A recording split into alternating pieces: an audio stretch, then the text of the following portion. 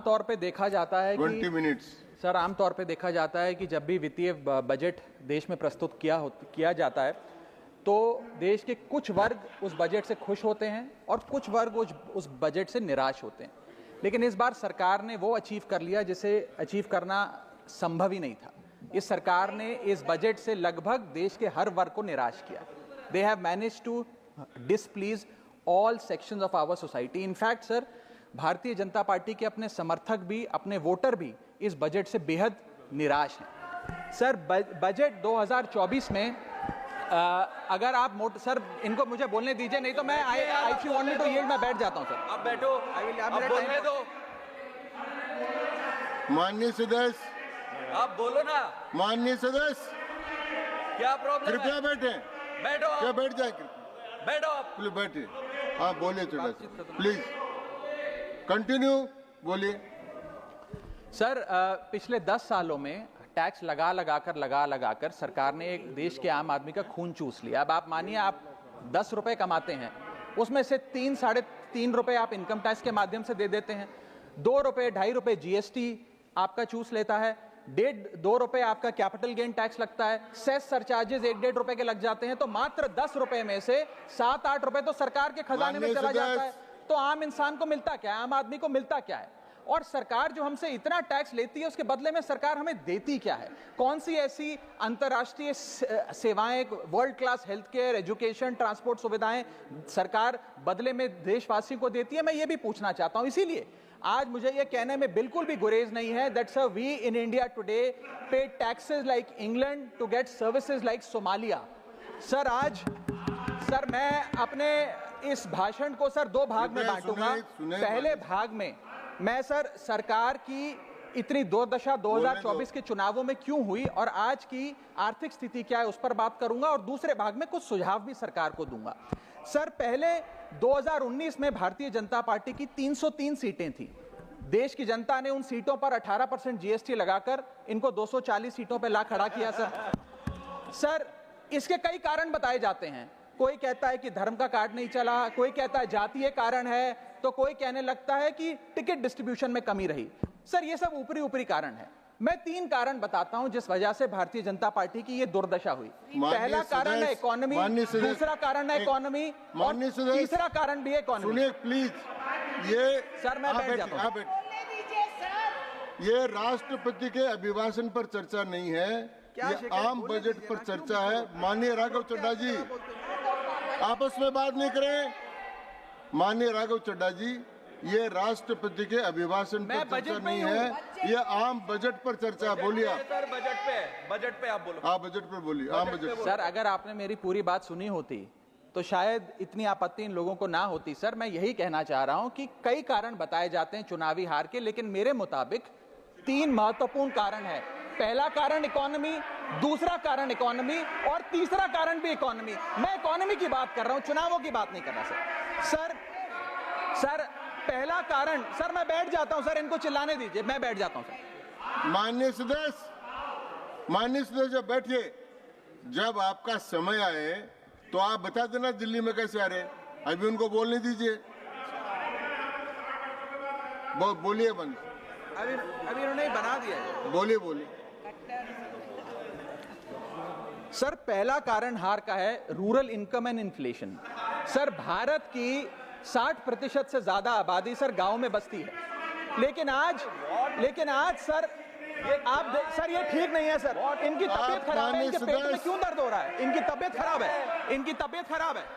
क्या दिक्कत है? इनके पेट में दर्द हो रहा है, इनकी तबीयत खराब है क्या सर? आज आप बैठिए, बैठ जाए। माननीय सदस्य कृपया बैठे, बैठ जाए। मन कृपया बैठे, बैठे।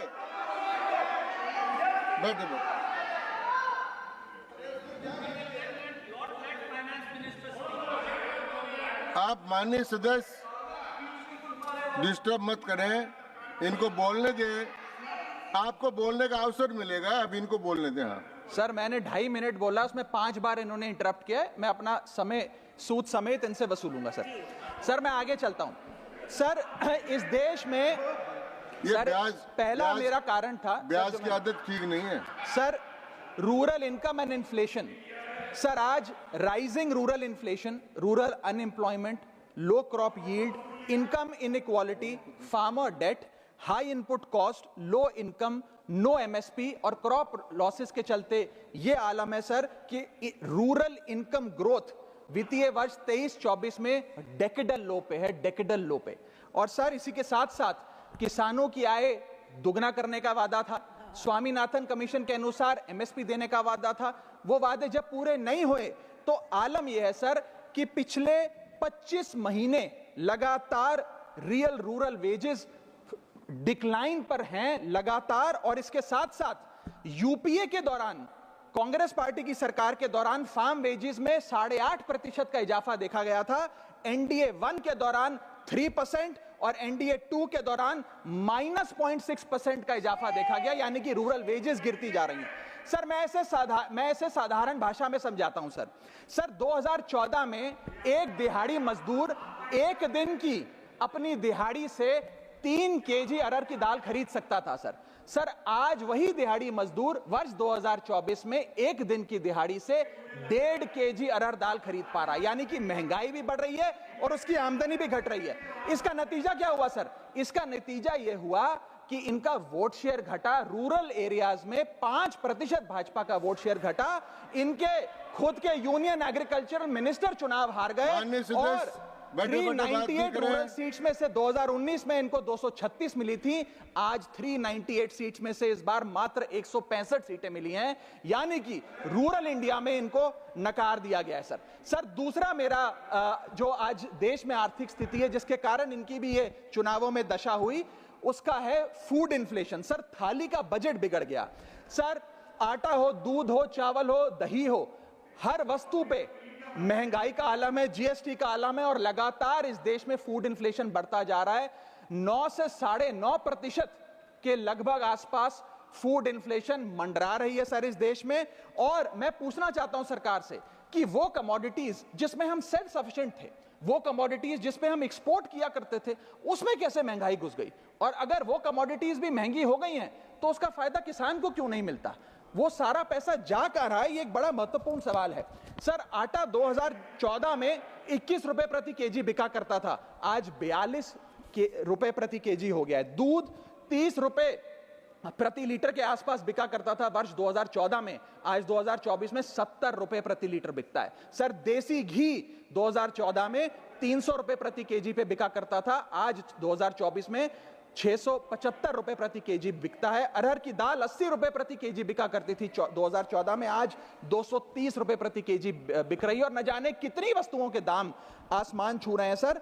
और अगर यही रफ्तार रही महंगाई की तो जितनी रफ्तार से 303 से 240 पर आए हैं, उससे तेज रफ्तार से 240 से 120 पर आएंगे सर ये लोग। Sir third reason is unemployment, यानी कि बेरोजगारी। सर इनफॉर्मल सेक्टर हो या फॉर्मल सेक्टर हो, अनऑर्गेनाइज सेक्टर हो या ऑर्गेनाइज सेक्टर हो, हर जगह अनएम्प्लॉयमेंट है। और सीएमआई की रिपोर्ट यह बताती है कि अनएम्प्लॉयमेंट दर ऑर्गेनाइज सेक्टर की इस देश में 9.2% है। अनऑर्गेनाइज सेक्टर की तो बात ही भूल जाइए, ऑर्गेनाइज सेक्टर की अनएम्प्लॉयमेंट दर 9.2% है। और हम लोग अपने देश के ह्यूमन रिसोर्सेस को किस कागार पे लाकर खड़ा कर दिया है उसका आलम देखिए सर। उत्तर प्रदेश सरकार के सचिवालय में पीएन की पोस्ट के लिए 368 नौकरियां निकली, 23 लाख लोगों ने उसके लिए आवेदन पत्र दिए।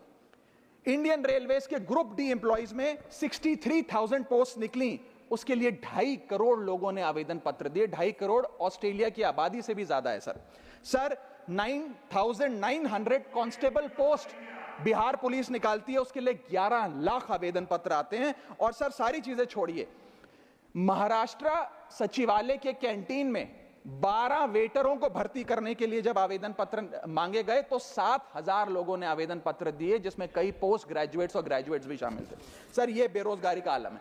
चौथा, की सेक्टर स्टैग्नेशन। जितने की सेक्टर्स हैं इस देश में, कंस्ट्रक्शन हो, ट्रेड हो, जो एम्प्लॉयमेंट क्रिएट करते, उसमें एक स्टैग्नेशन आता जा रहा है। और इंडस्ट्री का इन्वेस्टमेंट जिसे कहते हैं ग्रॉस फिक्स्ड कैपिटल फॉर्मेशन, वो लगातार घटती जा रही है। और मुझे बताते हुए दुख है कि न्यू प्राइवेट इन्वेस्टमेंट वित्तीय वर्ष 24-25 के पहले क्वार्टर में 25 ईयर लो पर आ खड़ी है, यानी कि निवेश नहीं कर रही है इंडस्ट्री आज भारत देश की। सर, पांचवा कारण है गिरती हुई पर कैपिटा इनकम, यानी कि प्रति व्यक्ति आय। देश के 12 राज्यों में लगातार पर कैपिटा इनकम घटी, उन 12 में से 9 राज्यों में भारतीय जनता पार्टी का वोट शेयर भी घटा।